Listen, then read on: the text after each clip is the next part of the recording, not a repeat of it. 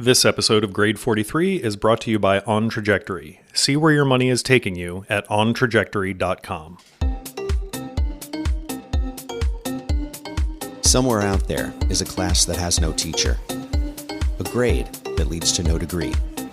Recess is all but a memory. The children call the shots and the pets are merciless.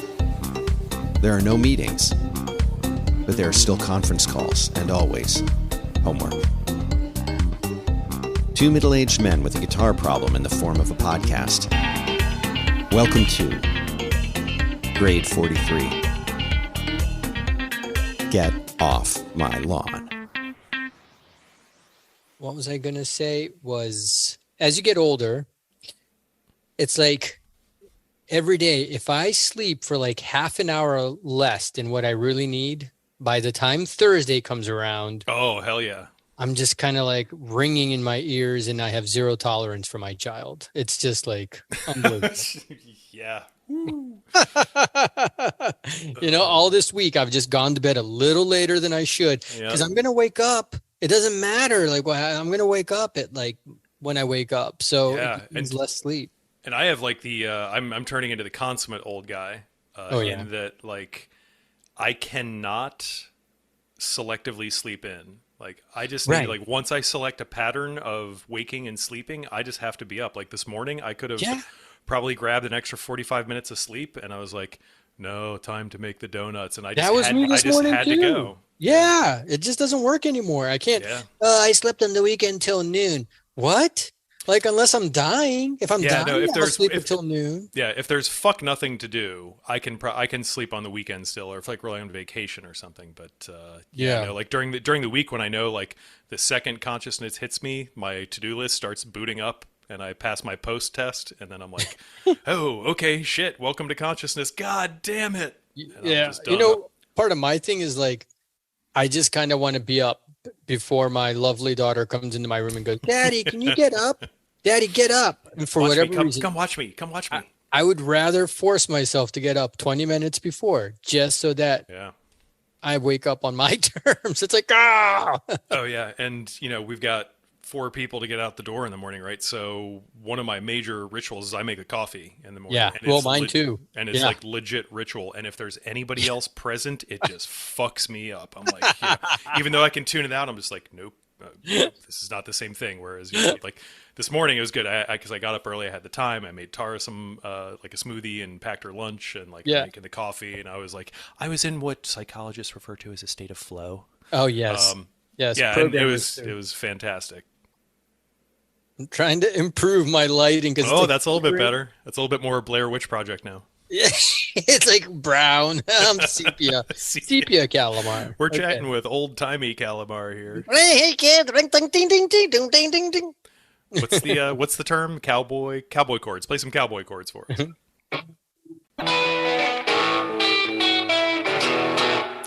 There you go. Nice. Cowboy chords. Yep. So I guess we should talk about guitar stuff in our podcast. Hello, everybody. Yeah, well, welcome to Grade 43. What is happening? Podcast about aging. No, wait a minute. Right. Yeah, but I am inspired by Tom Bukovac, man. He talks about life, and it's just so much dude was awesome. Fun to listen to, right? Yeah. It's just great. I love the utterly unproduced aspect of it, too. Like, he's done a good enough job to make sure that what he wants to say and how he wants to present it comes across, but, like, he is unequivocally in his fucking basement. Right. With, like, boxes behind him and whatever, and it's amazing. And he's so well spoken. He's just really good at conveying what he wants to say. Like, it just works. Yeah, no, like, I totally dig the vibe. I like, he's definitely, like I said, I'd go on a road trip with that dude. That'd be awesome. Let me tell you something a piano player told me once. Right. I'm all ears. Right, exactly. Like he said on that one thing, he's like, man, it's such a weird job. He said he always likes to drop that during any gig of his because he's a studio guy. And he's like, man, this is such a weird job, isn't it? Dude. And I loved, there we go. That's the official beverage of Grade 43 being open there. I loved it when he said, is it better when I stop? Like every guitarist should ask themselves that: is it better when I stop? Like if I'm playing and I'm trying to fit in with a song, and then I go, oh, I stop. And for all our listeners who are going, what the hell? Who is this Tom guy? We'll share. We'll put the link in there. But yeah, and then sometimes playing nothing is what the song needs. And I think definitely, and especially if I could be the old and be like, get off my lawn about something, like especially in this day and age where every fucking thing that happens has to be tweeted about, posted about, turned into a meme or whatever. Like, how about maybe nothing? Let's try a little nothing. Silence. Yeah, silence is golden. It's like the Tom Waits song, right? Right. All the things that I never thought I would say to people, I say to my daughter. You play with fire, you get burned. And because we have Advent candles, at dinner. Oh, yeah. Nice. We have some Advent. Although I think we had to put the Advent candles away because we had some greens in them in like the wreath part of it. Yeah. And that was just killing people's allergies. Oh, well, our daughter just wants to play with fire. And literally, I'm like, you're going to get burnt. Like, don't play with the fire. I remember being walking home from school, walking down. You remember Merton Lane? I was walking down Merton, playing with a book of matches. I must have been like in third grade, boy. Lighting stuff. And like some dude, this was when you could do this. Some dude walked out of his front door because I was out in front of his house. And he was like, you are like, he was basically like, you play with fire, you get burned. And I'm going to tell them that you did it if anything happens. And I was just like, holy shit. Like you get sent to prison now if you threatened a kid with that. Right. So. Right. That's amazing. That's amazing. Sounds like something I would say too these days. Things I never thought I would say. Yeah. So again, this is our podcast about aging, right? Right. Let me work in some sibilant S's. Let's talk about guitar stuff. All right, let's do guitar stuff. So you know what? I've not done any fucking guitar stuff this week. I've been really lax with guitar stuff. Yeah. I mean, you and I both had some family stuff go on. Some people passed away in both of our families, like almost at the same time. Yep. And I've been like dealing with boxes and all that stuff. And we have assets in Brazil. So like every day I'm on the phone with lawyers and accountants in Brazil. You could probably be a reality TV show, I think, with what's going on. I think I could be a reality TV show. It's like, what did your day consist of? Well, at 8 a.m, I was signing a deed in Brazil. And then I exchanged some currency. And then I did this other thing. And then... Was that under your alias of Obrio Lente Corretiva? Okay, so on my driver's license in Brazil, what it says there is comments, and it's actually it's OBRIG, which would be short for like obligatory corrective lenses. That's what that says.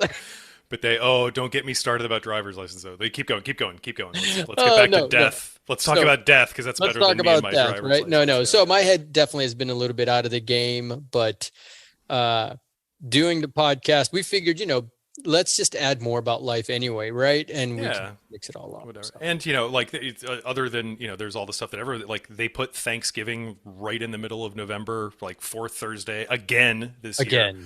So that kind of our podcast that kind of screwed the pooch a little bit. So yep, and we host people every year and all that. So there's a lot, but it's all good. We're here, and I think it's we got a good episode, so I'm excited. But we do have some follow up. I don't know if we want to, last time we talked to Ryan from 60 Cycle Hum, one of the funniest people, most entertaining people I've talked to in a while, and big thanks to Ryan. Ryan. Talked about the University of Miami in Ohio, and my good friend Wix corrected us because we were like, "Hey, let's go to you ever been to Miami, Ohio?" And Ryan was like, "What are you talking about?" And so just to be geographically accurate, I guess, the University of Miami is in Oxford, Ohio. Yep. And they're always doing shit like Harvard is not in Harvard, Massachusetts, although there is a Harvard, Massachusetts. Well, I don't know why people do these things. And then, that's like Lemon Street Elementary School down the road from me here is not on Lemon Street. Lemon Street is 2 blocks over. So I don't know. Is that like an old euphemism? Like, once you hit that, you'll be on Lemon Street. You'll be on Lemon smooth Street. Sailing from there. It's sour times.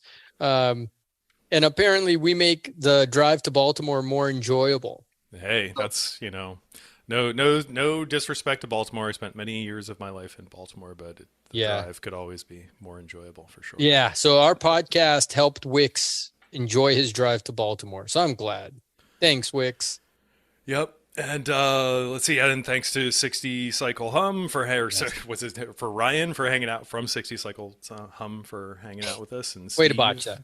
Yeah. Here's my plug. Hopefully I don't fuck it up. The Hum Cycle 60 group was really great. Mr. 60 was so Mr. polite. 60. Yep. Yeah. 60 Ryan, Hum Cycle, and I Steve Sterlacci. Oh, of course. Yeah. Why are we thinking Steve? I don't know, just because the last two things we did were interviews, and Thanks for what, Steve? Seriously. No. Actually, he's got his Christmas special out with his wife, Jessica Lind. So if you all should stream that, looks like a lot of fun. Nice.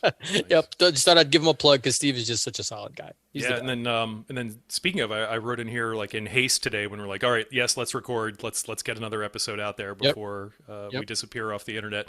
So I put in here Black Friday follow-up. Yep, and you did some shopping, I guess. I did, but I think this was an interesting thing because it was representative of my entire Black Friday experience, which I think probably, I hope, at least the read I get is like, yeah, like there's some good deals out there, but a lot of people find it gross. But whereas in the past, I scooped up an Instant Pot off of Amazon Black Friday because it was amazing, and that's transformed me into a passable cook. The Instant Pot is amazing. I used to...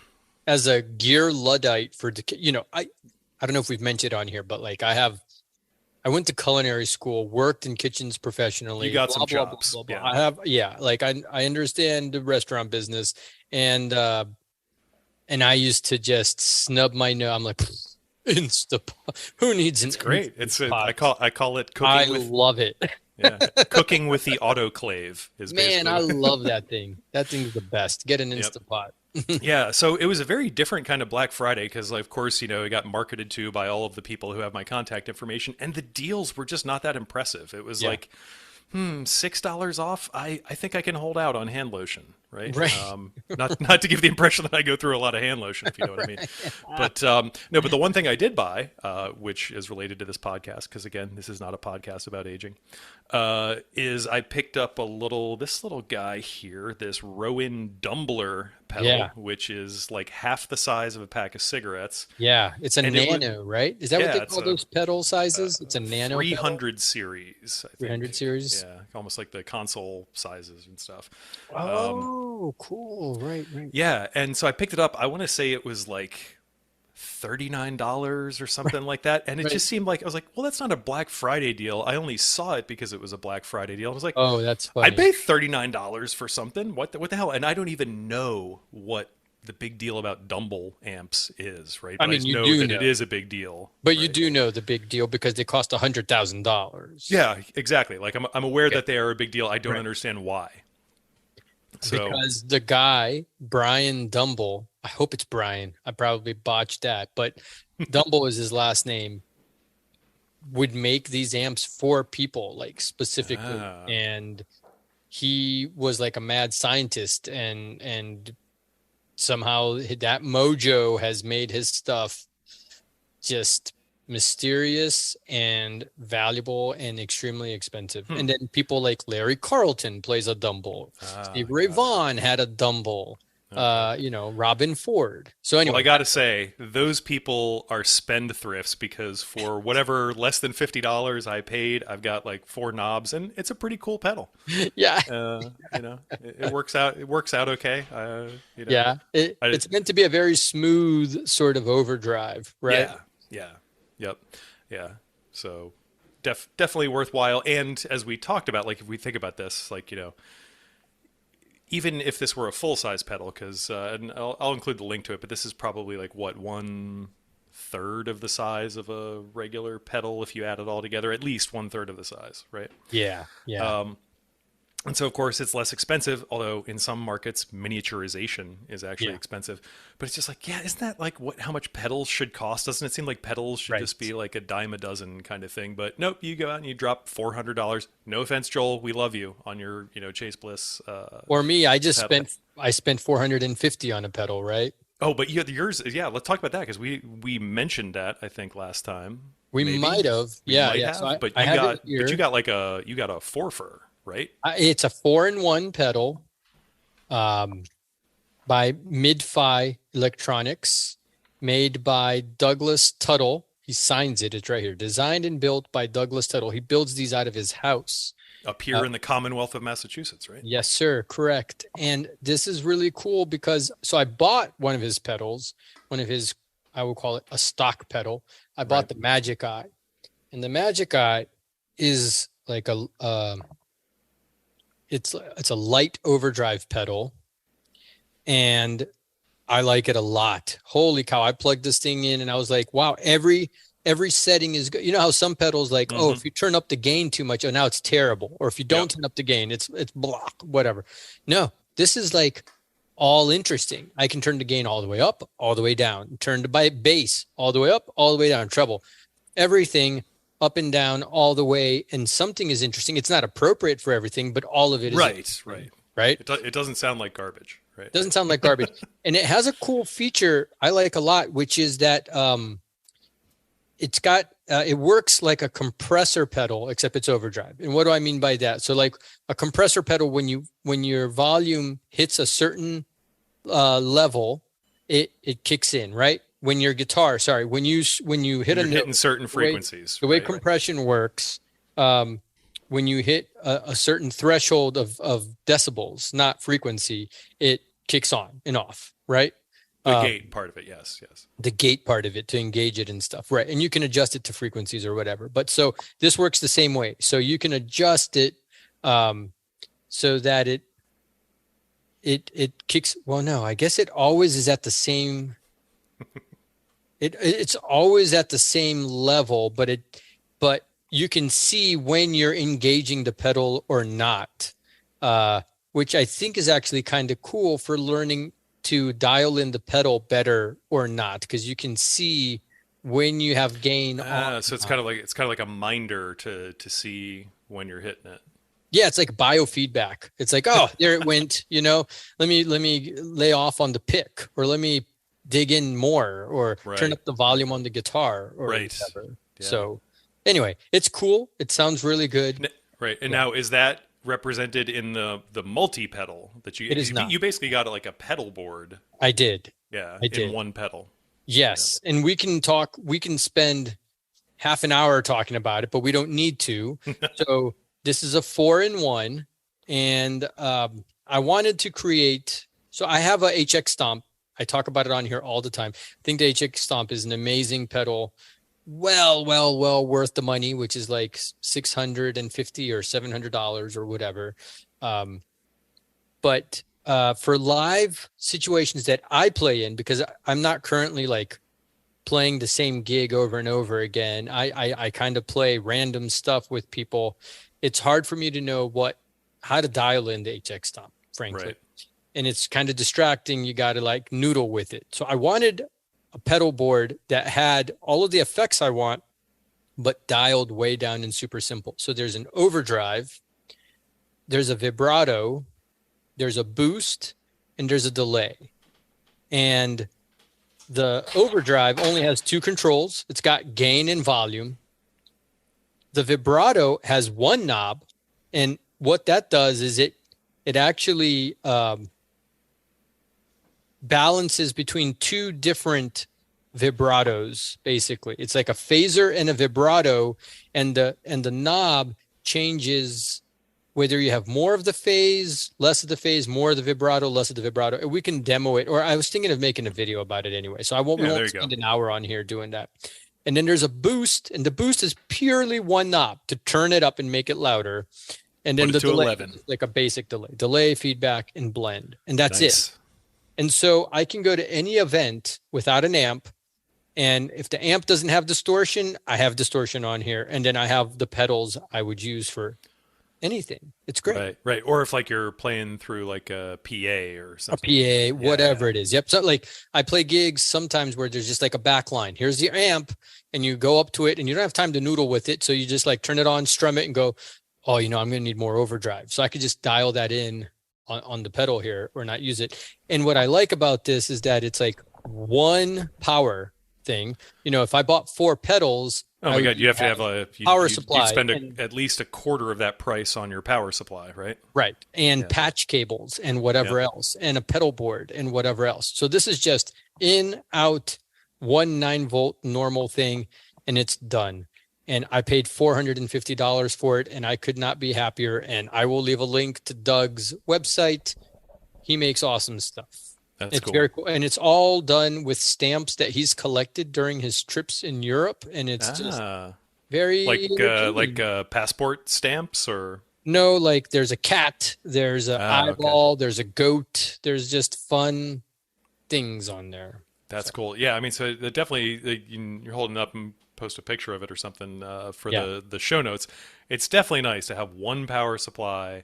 Yes. One cable in, one cable out, as opposed to just like this whole gigantic rigmarole. Yeah, and I mean, there's people that are like, well, I can't run the delay through the effects loop or whatever, and I get that, and that's totally fine. To each their own. For me, I'm fine plugging this into the front of the amp, and I got all my effects. That's what I've done for years. I'm simple. Yeah, no, that is cool because there's an interesting, and I think we talked about this a little bit with Ryan and Steve, right? It's just like the whole hybrid kind of approach, like, because the HX Stomp is obviously an amazing piece of equipment, as is just about anything that's software enabled now, but then it's so weird because like you also do want a switch that you can step on, and you want something that's simple and direct, and how it's going to behave every time. Yep. Turn a knob.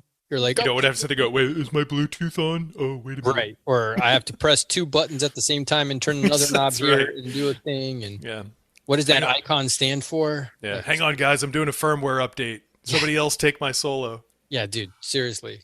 Yeah. I'm very happy with this. I took it out to the Blues Jam. We had fun with it. Like my buddy just turned knobs while I was playing. It was hilarious. So he'd be like, crazy delay and vibrato, and I had to adjust what I was playing to kind of work with it. It was great. Cool.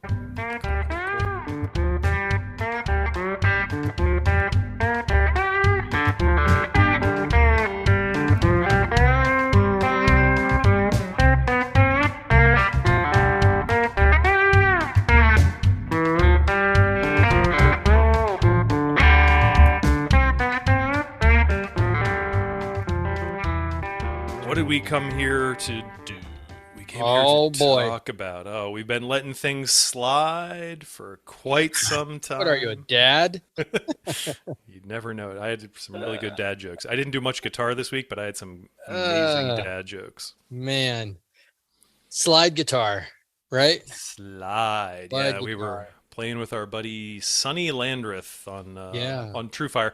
And to set it up, because I think obviously we've not done anything true to the assignment per se. Zero. This one especially, because I think you and I batted this around, and we had so much, like, I think 3 episodes we were talking about I bought this slide and I sent you a slide, and so we've been circling around this episode, and I think it just came to the point where it's like, okay, teacher, can we not do the exercise, but can we just fucking talk to you about slide guitar for a little bit? So that's what you guys are in for tonight, today, this afternoon, tomorrow morning, Monday, whenever this drops, and you're listening to it. We're just going to talk some slide stuff because it's cool.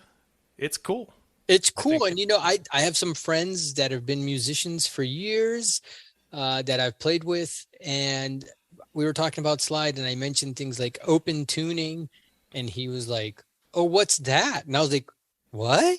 Like it just seems kind of like a obvious thing, but clearly it's not something that everyone is aware of, that kind of thing. So it might be cool to talk a little bit about that. And I think we'll talk about Sonny's thing, which I think was very cool. I watched several of his lessons. Yeah, and you had a fairly good take of the one thing, I think. I don't think that was me playing guitar in that wave file that I was listening to.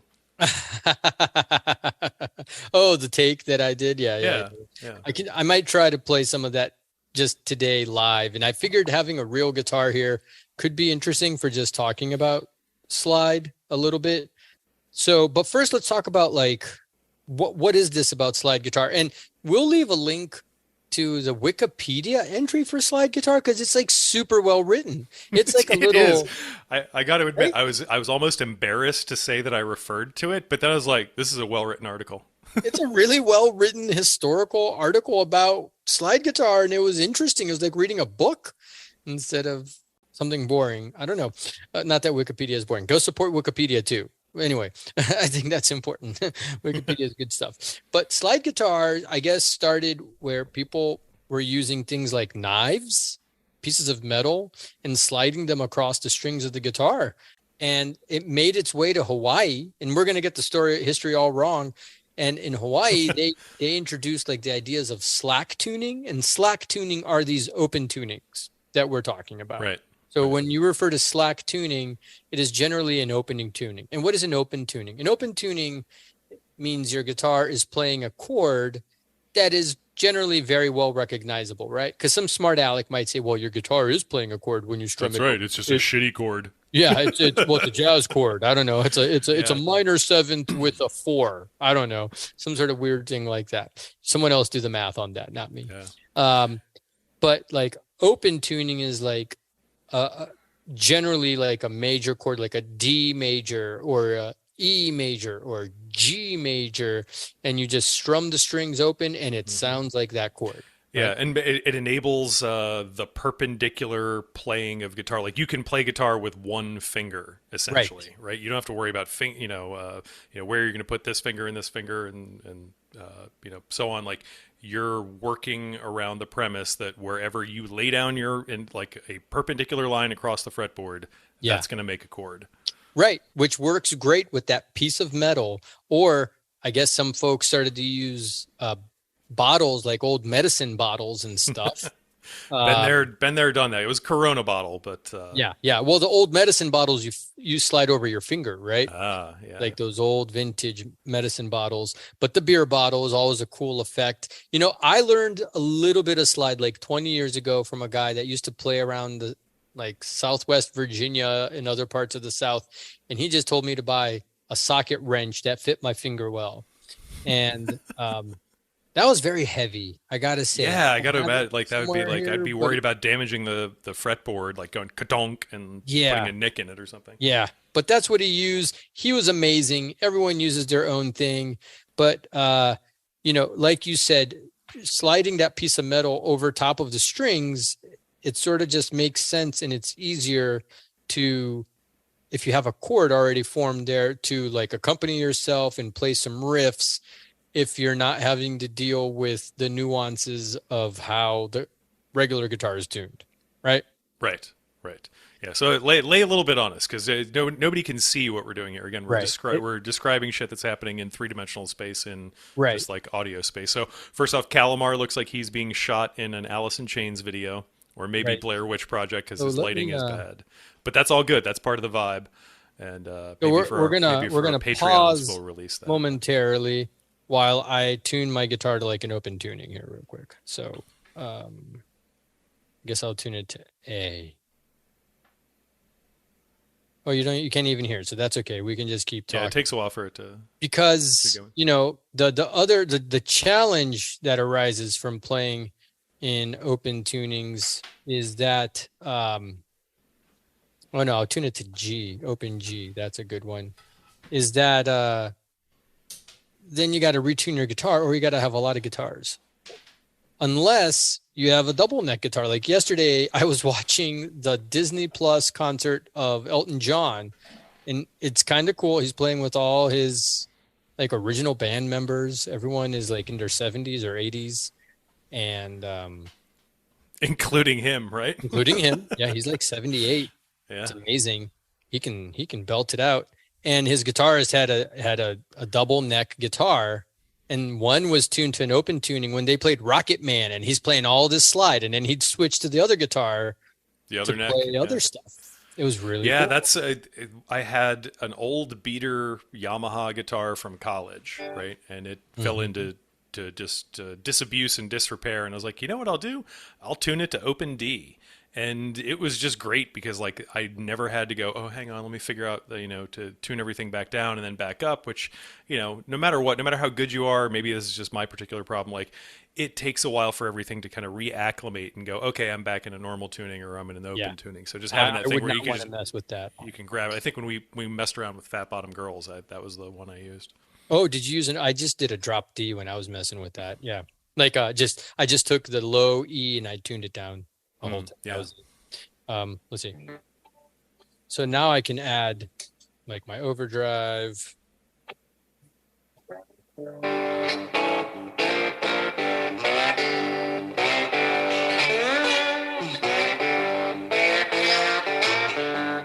So this is tuned to an open tuning. So I'm turning on like my overdrive pedal here.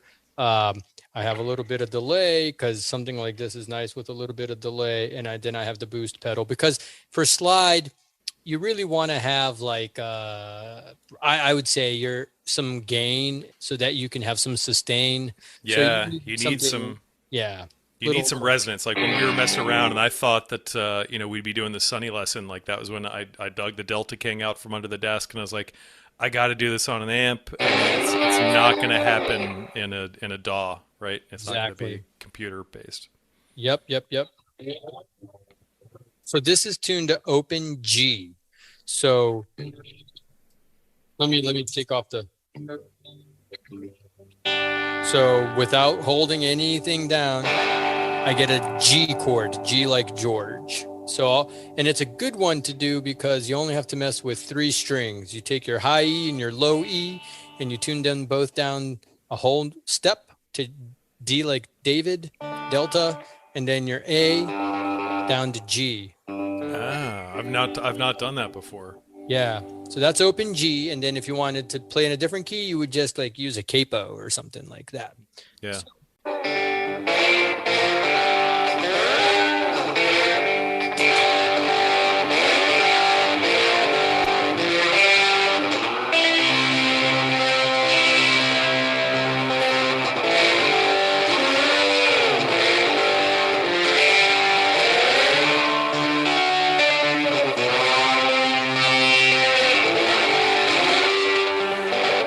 So you can do 1, 4, 5 really easily. Oh my God, yeah, so right. Good.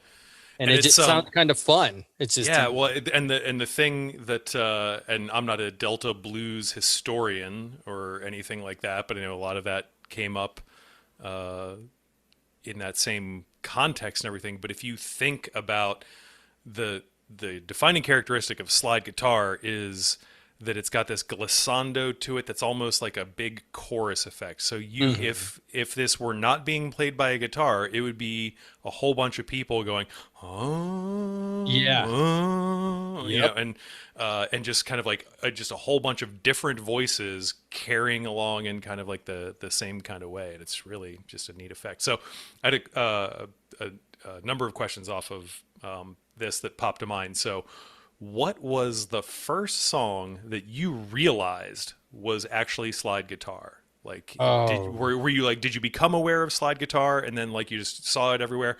But because I had to say for me, like it was probably something Led Zeppelin related before I even knew. And I probably was reading Hammer of the Gods and they're talking about slide guitar and I'm like, oh, okay, I got whatever that is. But then when it clicked, it was definitely something like In My Time of Dying or, something like that. That was, definitely the first slide guitar song that you could go, oh yeah, that's slide, right? Yeah. I don't know. I don't know if Joe Satriani plays slide on one of his things or if he's doing what some folks call faux slide, to just kind of make it sound like it's a slide where you're kind of sliding down into notes and stuff and going for that harmonica type of sound, kind of like how Dwayne Allman plays. Dwayne Allman has a harmonica sort of sound to him. It kind of sounds like he's playing the harmonica. Yeah, that's a good reference. Yep. But it might have been that there's a tune of his where he's playing some stuff that sounds like harmonicas. I'm like, what is going on? This is a harmonica, but it's a guitar. This is crazy. It was on Flying on the Blue Dream. I got to remember what song that was. Flying in a Blue Dream. What an Oh awesome man, I album. love that album. I listened to that album so much. But then it was Duane Allman for a while there, like just Allman Brothers. It's just unreal. Yep. Yeah. And I don't play. You and I both, I would say, we don't play slide at all. It's just something that would I'd like to get into. I don't. Yeah, and slide. Like I said, before, like the been there, done that with the beer bottle. When the band was playing, we played Blister in the Sun, and we did a honky tonk chorus on Blister in the Sun. And I don't know what it was. I just grabbed a Corona bottle and I just started playing the melody with it. So it's like I was even playing slide guitar. I was just using the bottle as slide, so I'm like holding it like in just like a regular grip. Yeah. And just like moving it back and forth. It wasn't like I inverted it and used it. Well, you make a good point, because here's what I think can be really interesting for anyone that plays guitar, and why. Here's making the case for why to play slide. And then we can talk a little bit about how to make it easier to learn slide, because I definitely learned a few things during this exercise of ways to just make it more enjoyable. So why do it? Well, because when you have this thing on your finger, frankly, to try to play open note stuff or regular licks, it's a little bit harder because you got this piece of metal on your hand. And so you play less notes. And then when you're using the piece of metal on your hand, unless you are Duane Allman, you're not going to play a lot of notes. So it forces you to be much more melodic and musical, right? Like you really got to focus on playing music. Right? You got to be selective, and there's other things to worry about, like very careful muting if you want it to sound good, and and like your pressure on the string and your intonation. So it really is nice for training your ear to like hit the notes, because when you're playing slide, if you've never tried it, you don't fret the notes. So now you're basically you're playing a fretless guitar, and you gotta like hear it and stop in the right place, because the frets are not going to help you. And Sonny Landreth's thing I thought was really cool, because while he does have Southern roots, his sound was so much more futuristic with like delay and other stuff, and just for sure, really kind of ethereal, mixed with a rock sound. So it was very cool. But it was also just very musical. Like, slide guitar is just, I think, a great way to practice being more musical, practicing your ear, practicing your touch, and muting, which are all things that can help all the rest of your playing. Yeah. And so I think a couple episodes back, we started this, or I started this thing, and maybe it's not even a thing, but it's, just this neurosis that I have where, like, I got to find a good Brad Carlton quote to break out for anything. And so I was looking at this one lesson on Truefire about dynamics, and his quote was, "You need to know what might go wrong." And he was just, it was in the context of like being a better picker, right? Holding your pick the right way, understanding what attack and action and all of those things would do for it. And I was like, that is so apt for slide guitar. Like, you need to know what could go wrong, because like if you just start moving your hand like you have always moved your hand, you are going to sound like an idiot. Yes, because then because you need to mute a lot. If you don't mute, if I try to play like, let me take off that delay and a little bit of that there. Let me do this phrase here. Let's see. Yeah. So if you don't mute when you go, then it's like. Ooh, you just get a lot of other noises. So much unintentional nonsense, right? Yes, so much other stuff. But and that's why actually, I guess some people play with a pick, but I feel like that's super duper duper hard, because you want to mute every string that you're not playing. You need to mute with your picking hand, right? So.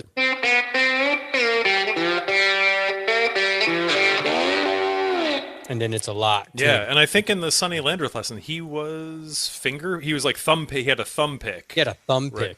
Yeah. Then, that was wild. But he was like, otherwise you would describe his style as finger picking, which I thought was an astute kind of thing. But you did more research. You delved into other Truefire things. And totally. You did some science about this, about just like, so we've talked about like the musical merit of it. But like let's talk some mechanics. Can I just play slide guitar on any old guitar? Yes, totally, 100%. Right, but okay. Should I play slide guitar on my beautiful PRS, which has the regular hybrid slinky, in low action, super low action? I would say you will not enjoy your slide playing as much doing that, right?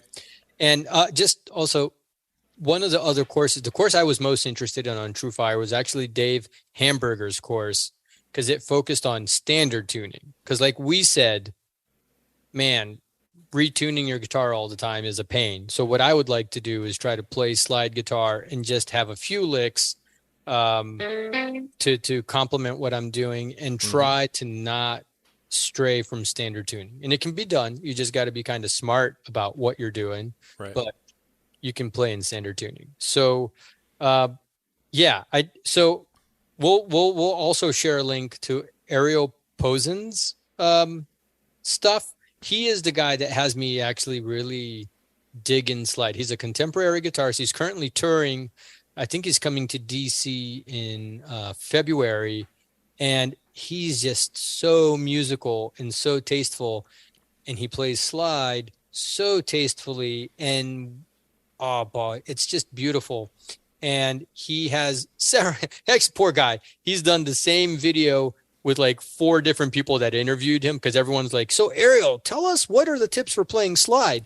I've watched him with Justin Guitar from Australia, and with That Pedal Show people, and with like Sweetwater and whoever else. And then he goes through his like 4 or 5 things, and I followed all of them. And I got to say, man, it made it much more fun to try to play slide guitar. Right. Yeah. So we can talk about that now a little bit. So the tuning thing, I'd say that's like up to you. Dealer's choice. You want to do some stuff in open tuning, that's fine. Or in regular tuning, who cares? But about the rest of it, first of all, is like getting the right slide. Okay. That's critical. It's a critical piece of equipment. It'd be like going out with the wrong size shoes to play a sport, or or like bowling with the wrong sized ball. Oh, like when it almost gets caught in your thumb or whatever, and you're going to release the bowling ball, and you're like, oh my God, I just dislocated my thumb. Yep. So there's a brand called Rock Slide, and I did not get the Ariel Posen model. He has his own signature slide. I got another one that is made by the same people, I believe, and it's made for more thinner fingers. I have very thin for people with delicate hands like Kalimar. And I really wanted to hand models like this variety of slide. That's right. I really wanted to play with my pinky because I want to be able to play chords with the other 3 fingers, right? Yeah. So I want to just leave it for the pinky. You didn't want it to be, I'm only going to be playing the highlights of the slide stuff. You wanted to be able to just augment your playing with some slide. Right. Exactly. Which obviously, I don't know how to do any of this yet. Okay, folks. So this is just where eventually I'd like to be with it all. But what I like about this slide is that it has a cutout for the joint of your finger so that if you imagine the cylinder that is on your finger was continuous, when you try to bend your finger, there's nowhere. Right. You can't bend your finger very well. Yeah, and I mean, just think about it. It's like a Chinese finger puzzle or whatever those things are. Like, it's like, when you've got a cylinder over your entire finger, you lose all mobility. You lose all mobility. So this has a little cutout that allows me to bend my finger, and so it's a lot more comfortable to hold. I don't need to like make my hand go under the guitar more or anything like that. And it has a little indent for my ring finger to hold it in place while I'm playing it. That's nice. It's very nice. But my fingers are so dainty that it was still slippery in there. And so someone on Discord suggested buying, is it called Moleskin? Moleskin, yeah. So this is the first thing I've bought in a long time at the store that cost less than $1 after taxes. It was like 88 cents. I got it at the discount aisle of the pharmacy section at moleskin is something you put on your feet when like it's burning your shoes. Like your shoes are. Yeah, no, the clerk was probably like, oh, what a good husband. He's getting some moleskin for his wife because her high heels are killing her. Yeah, right. Like when your high heels are digging into your foot because there's like, it's just not the right shape or whatever. You put this stuff in and it helps ease the pain. So I put it in there because it's like leathery and smooth, and it just made it a little thicker. And now my pinky sits in there very nicely. So for like 69 cents, this works really well. Thank you, Truefire Discord channel, for whoever that person was that shared that tip with me. So that's the first thing. Have a slide you like. And there's other flavors. This one's metal. Some people like the glass. And yeah, and I don't think we'll put it in, but like I had a plurality of slides. Right? Yeah.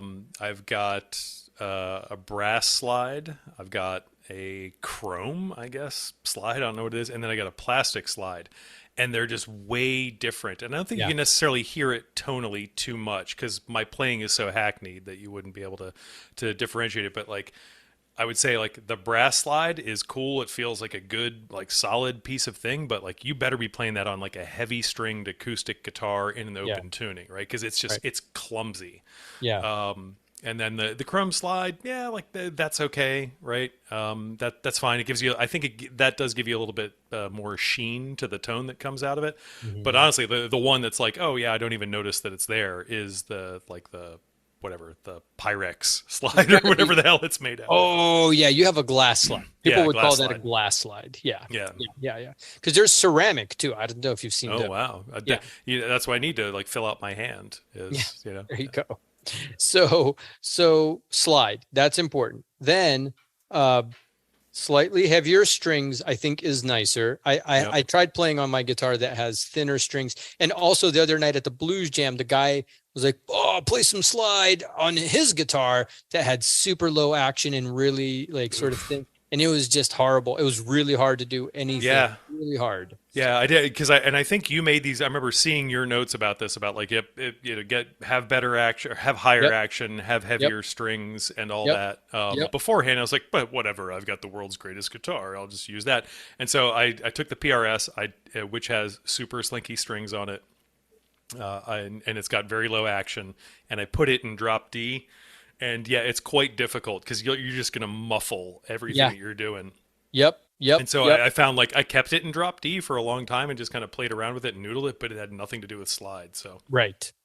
So I would say raise the action some, but if you want to be able to play other things, then don't raise it too much because then it'll be hard to play other stuff.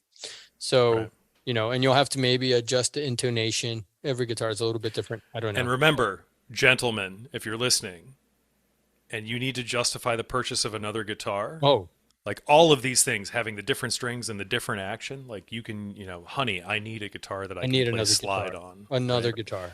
Yeah, exactly. And so the last tip that Ariel gave, I think, well, a couple of tips. One we already talked about, which is like you got to mute very carefully the strings you're not playing. So that's why like your thumb and your middle finger now are following and trapping your index finger so that you can just, mute everything else. It's something I had never heard of before, but it made a big difference, is to play the slide the same way you would play as if you were not using a slide. Yes. Okay. So that means like before I used to have a tendency, if I were playing something like on the B string, I would assume the slide had to stay across all of the strings. So then I was pressing down on it with like, and it had to be perfectly parallel to every single one of your frets, right? Yes. Yeah, that's the misconception. And that's the big misconception. Instead, now I try to go for that note with the pad of my finger as if I had no slide on it. And then my hand's already a lot smarter and it's able to be like really careful. That's a lot more like playing regular guitar. So that definitely lowers the barrier to entry for sure. Holy cow. It made all the difference doing that. So as long as you're not doing like a double stop or anything like that, you're good. Right. And then the double stop, you would approach it the same way. So like you're never playing chords with all of the strings anyway. So even if you do a double stop, you just kind of do it the way you would as if you didn't. Well, I mean, if you're Kim Thale from Soundgarden, you probably are. But that's neither here nor there. So that's I feel like the tips that I have for making playing slide more enjoyable, and yes, definitely put like some delay or reverb and like turn up the gain a little more, maybe if you're not someone that uses a lot of gain. And that makes a big difference. Yeah, that was key. And actually, I'll have like the music that you've heard in between, stuff here, in addition to Kalimar's little rendition of the exercise. The thing that it was all done with slide guitar. The thing that made it hang together was the fact that I cranked it up with all sorts of weird resonance effects and things like that. So you need that resonance to make it sound like you're doing something. Having all the time in the world doesn't mean that you're productive, and having money in your bank account doesn't mean that you know what the future brings for you financially. But, as they say, it gets really easy if you know the rules, and that's where On Trajectory comes in. On Trajectory is an easy-to-use, high-fidelity financial planning tool that maps your income, investments, and expenses in a friendly graphical display. On Trajectory captures dozens of data points so that you understand how your decisions affect your finances, now, 2 months from now, or years from now when your kid starts applying to college. Built by finance nerds, OT is for anyone who wants to gain a clear picture of their financial future. It takes your guesses and turns them into educated, fact-filled, and data-driven scenarios so that you're prepared for life's bumps and detours. On Trajectory will walk you through the real-life questions to build your financial plan. With its helpful onboarding, you'll be up and running and ready to model anything. Taxes, equity, income, debt, you name it. Getting financial peace of mind requires a plan you can trust, and On Trajectory gets you to that plan, or plans, as the case may be. On Trajectory gives you complete control and flexibility and supports all the complexity of your real life. So find out where your money is taking you now. Go to www.grade43.com/OT and sign up for free today. That's www.grade43.com/OT. Thank you to On Trajectory for being a sponsor of Grade 43.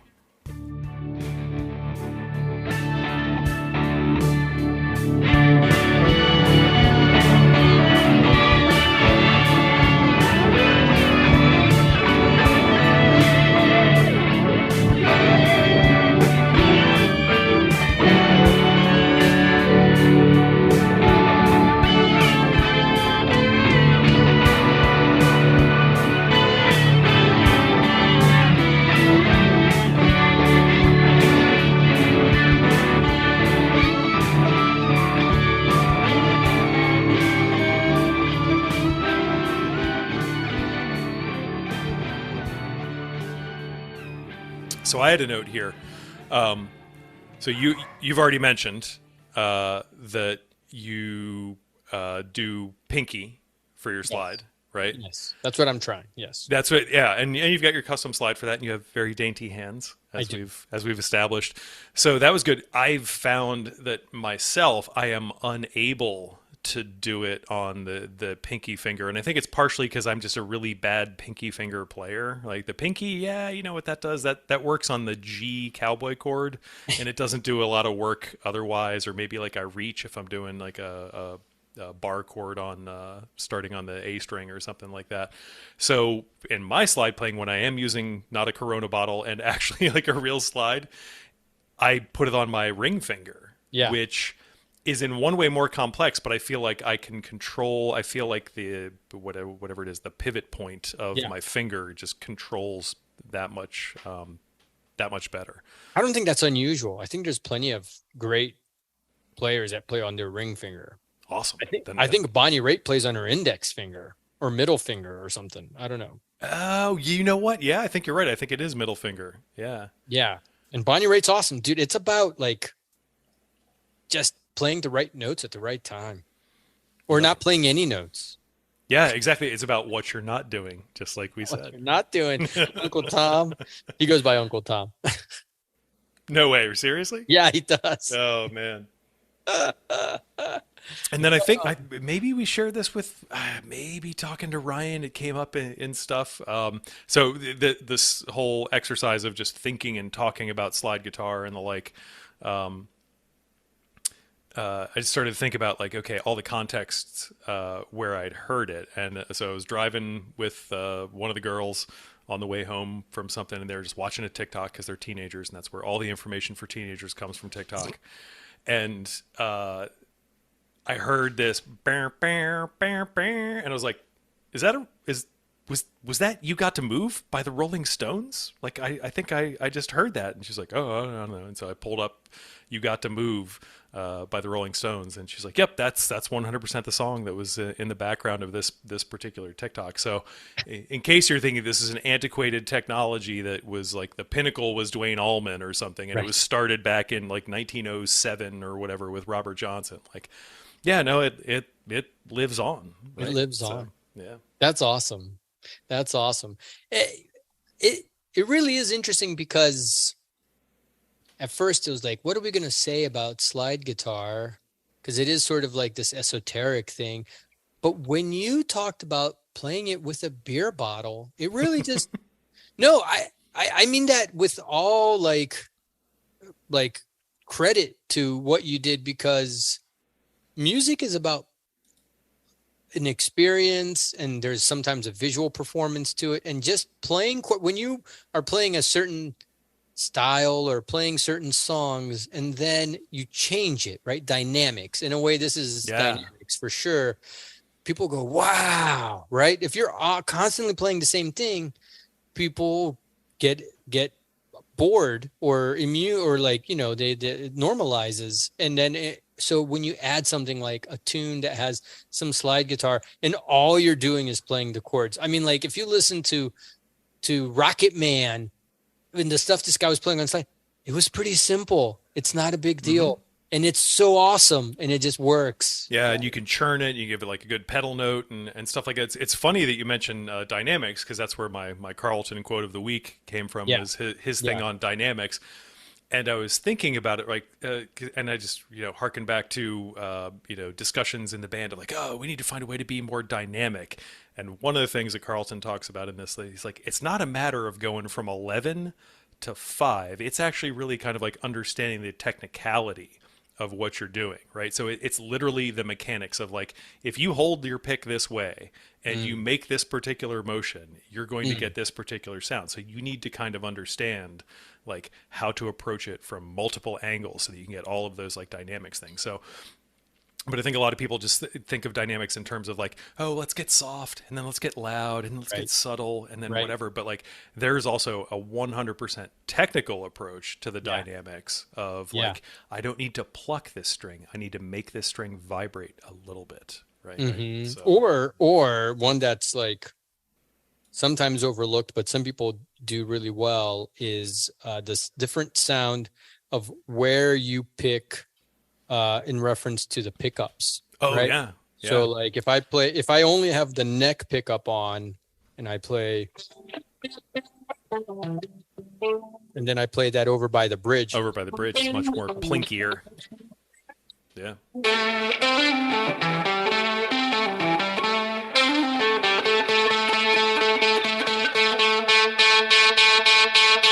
I mean, that just sounds very different over by the bridge. Yeah.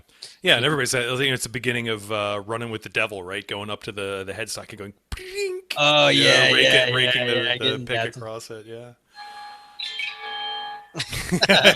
exactly. Bum, bum, bum, bum, That's a good tune. Yeah, man. So let's see what else we got going. Yeah, I don't know. So yeah, that was our take on the homework. I feel like we've proved enough. Like it's like the end of the movie Back to School, right? Where Rodney Dangerfield is taking his exam. He defends his dissertation on. I only have one question in 27 parts and all that. Like, you passed all D's and 1A. So I feel like that's us. We got all D's and 1A. So question to go back to tunings, because certainly tunings have a lot more relevance in slide guitar. But what's your personal experience in terms of just like playing in other tunings? Because I know there are like guitarists out there who like freely write songs. Like one of my favorite bands, the Tragically Hip, Robbie Baker, the ostensible lead guitarist there, is just frequently in an entirely crazy ass tuning. Yeah. But it's not like he's writing some sort of weird like Welsh folk song or something like that. Right. It's a rock and roll song, but he's just existing in another tuning, and that's going to open up different things for you to do. So like, that's amazing. I've done open D. That's about all I could say.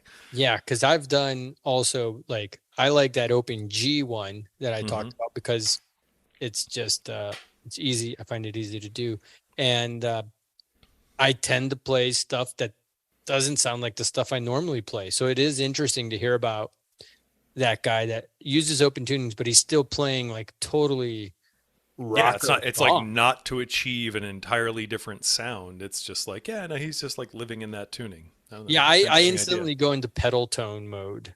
Like, yes, yep.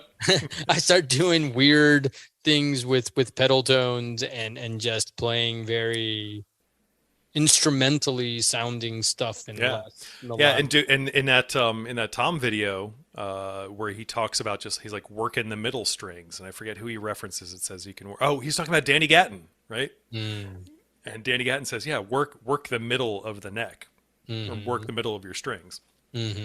And it's like, yep, that's 100% what I do. Pedal tone, and then, oh, okay. This isn't a fourth anymore. I'll be able to noodle around with it, or maybe it is a fourth, and it'll just mesh better with the pedal tones that I'm working around. And there is one guy that's pretty famous, Tom Quayle, in the world of super fast fusion jazz guitarists. He does tune his guitar so that they're all tuned the same way. So he tunes up his B string so that it is still in fourths. So, yeah.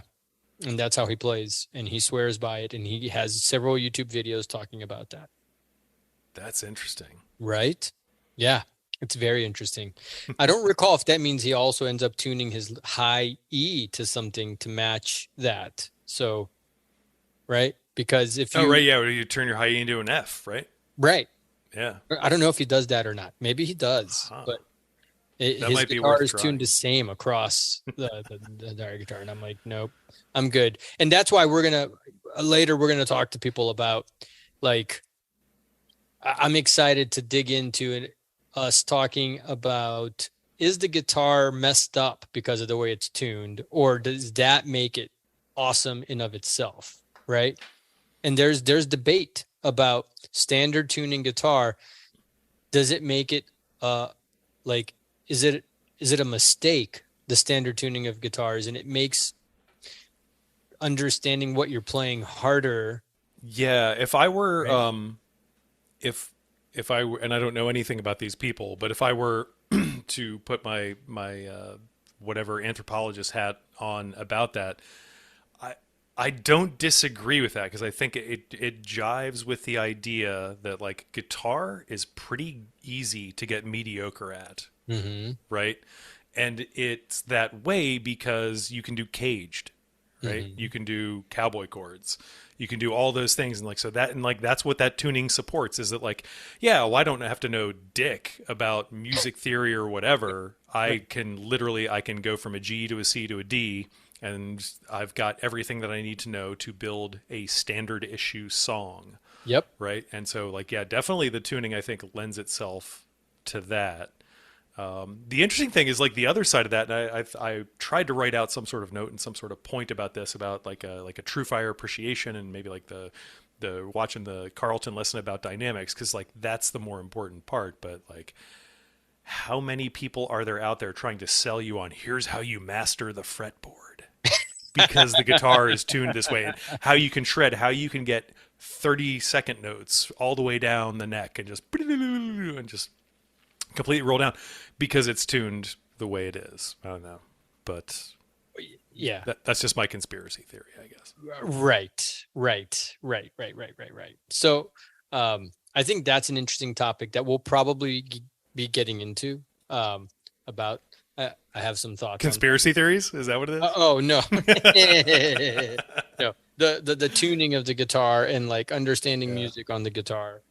Do you need it? You know, like, we talked about modes, but we can extrapolate that further to talk about music theory in general and the guitar, and how much of that do you really need to know or not to play guitar well.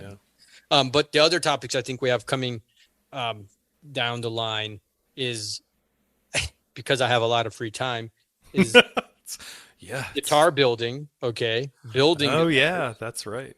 That's right. Build me a fucking Strandberg. Okay, that's what I need. Oh yeah, forget that. I'm not building this. That's going to take me. I need you to get your protractor out and figure out the science of. That's right. Of that. How far away do you think we are from Like, I take a picture of my hand or like a 3D representation of my hand, and I send it into a luthier, and then like the luthier makes me a guitar that's like just awesome for me.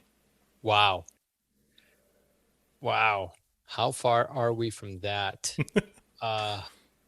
That's a very interesting question, because like I want a guitar that's got a shorter neck. I want a shorter scale guitar that's like more my size, right? Because like your arm span, you probably got, I don't know, I haven't seen you in a while, but you probably I'm like King Kong. I'm just like, probably got a foot on me of arm span or something.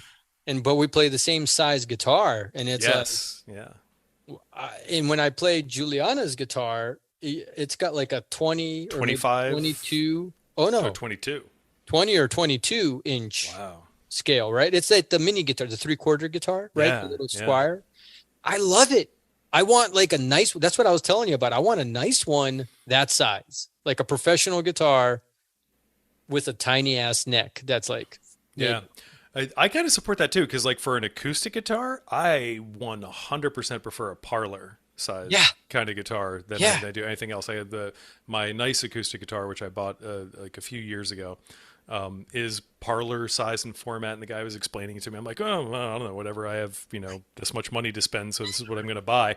And I was like, it was night and day compared to every guitar that I ever played. And I was like, well, because on an acoustic guitar, right, I'm not moving that far up the neck, right? So why not have the thing that's just like super comfortable, and I can go into, hey, I'm going to play GCD over and over and over again. I'm going to write 17 songs off of G, C, and D. I had another topic that we were going to talk about very soon. So it's building guitars. Oh, and it's blues jams. We really should do something. Yeah, you are starting to get deep down that rabbit hole. I am. And it's so cool.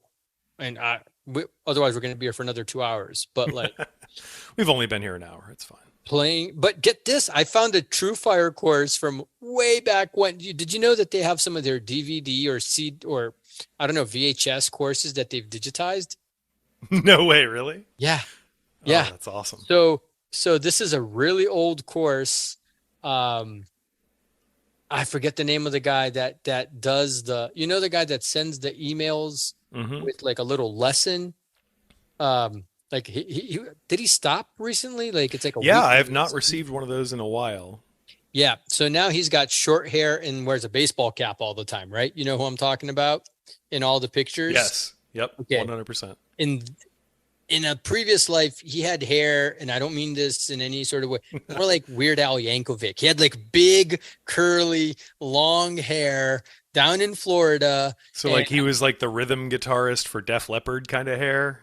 A little bit like that, but he's playing like blues. And it was definitely like probably the early 90s or late 80s, because his guitar had like a lot of chorus on it. It's just really interesting thing.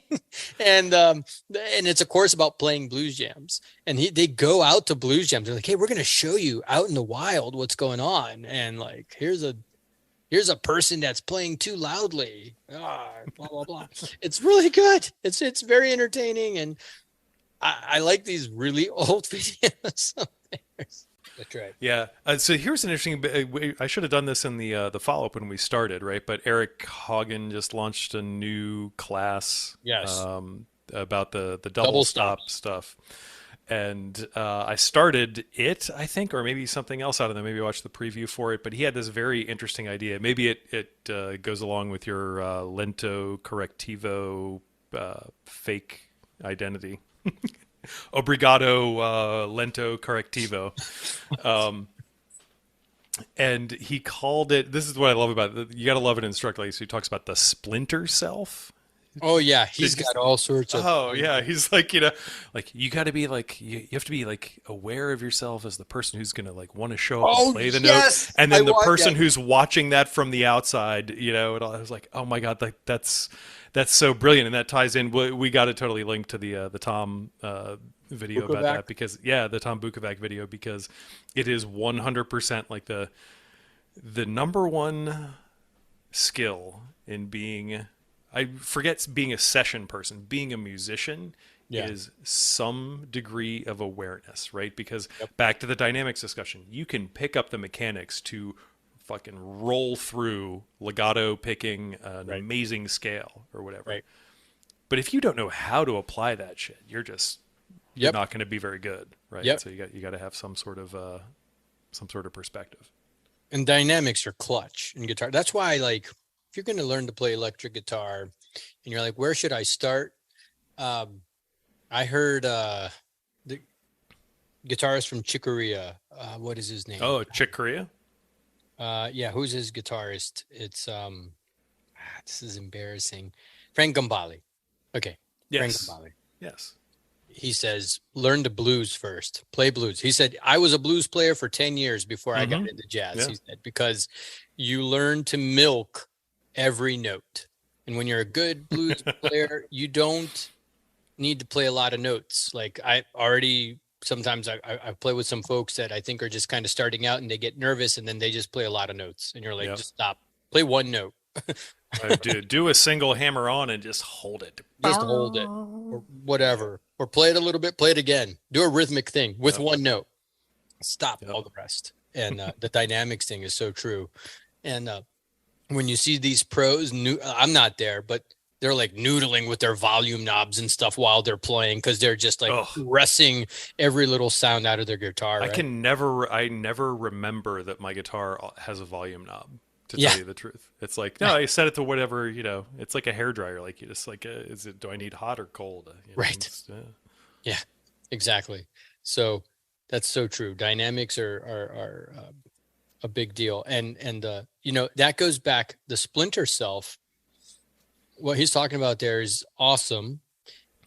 Very hard to do. The best way to do that, I learned it from Josh, and I encourage anyone to do it, is to record yourself and watch yourself play and listen to it. Oh, 100%. You just do it once. You just do it every now and then. Yep. You don't need to take notes on it. You will immediately, maybe even subconsciously, be like, wow, that was really bad. Like, oh man. And this, it's almost like it's almost as effective as do you remember like I don't know if it's the old legend that if you record someone snoring and play it back for them, they will stop snoring. Yeah, I don't think that's actually factually, scientifically, or biologically true, but it's kind of got that like same effect. Like you go, I did that. Yeah, right? Yeah. Oh, not that there was a lot to improve on. So the number I'm going to throw out here sounds ridiculous, but it's not. I improved my slide playing 100% after I heard myself. I was like, ooh, I'm not muting anything correctly. This is terrible. And I was not aware of it because I believe Carlton talks about this. You have too many things going on. So you need to reduce the things that you don't know how to do down to as one.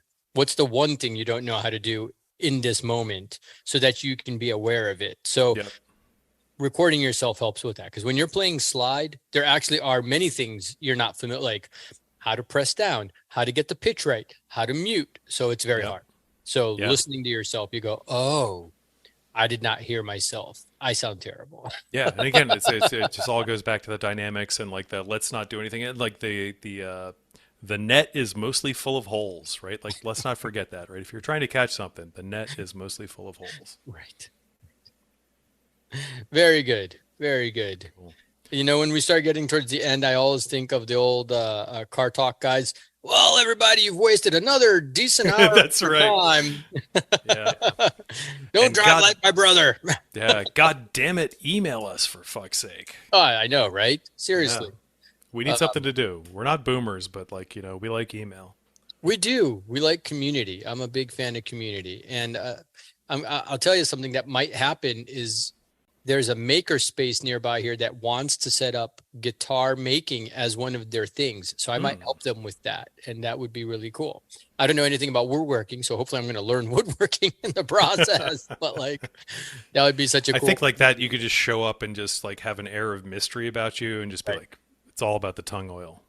Right. And, and oh my God, Kalimar said it's all about the tongue oil, and everybody will just like scatter and that's right. Stand on their backs. That's right. And then when they bring in the tongue style wax, I'll be like, what is this garbage? And I will just throw it across the room. This isn't a goddamn surfboard. This is a guitar. Any wax, whatever, tongue style finish, get this away from me. Yeah. You know, speaking of Click and Clack, the Tappert brothers, one of them passed away a few years back. Yes. The other one does on the radio. I listen to the radio still. You know what that makes me think of actually is Shaker, because he's like, you have to listen to Led Zeppelin and stuff on the radio. And I'm like, yeah, exactly. And the guy from Car Talk does the ad on eBay for car sales. And interesting. It has to be directed at our generation and older, right? Because absolutely, because you knew who it was, right? Yeah. But like your daughter would be like, it's just some guy talking about cars. But eBay is trying to be like, we get it. We got this guy to do the voice. We know who has the money to purchase a car. And they love Car Talk, and we want to endear you to us. So, well, how many people did I offend in that 30-second span of time? Probably. I don't know. That's okay, because, like the one thing I've been sitting here and, just thinking to what our usual wrap up is, and I've thought about it over time, and I'm like, I just know at some point we're going to get into some sort of trouble, because there will be like a really controversial political movement that they will come out and they will foment unrest in our country, and they will just cause all of this disarray and just anger and all this things, and they will come out and their slogan will be, "Get off my lawn."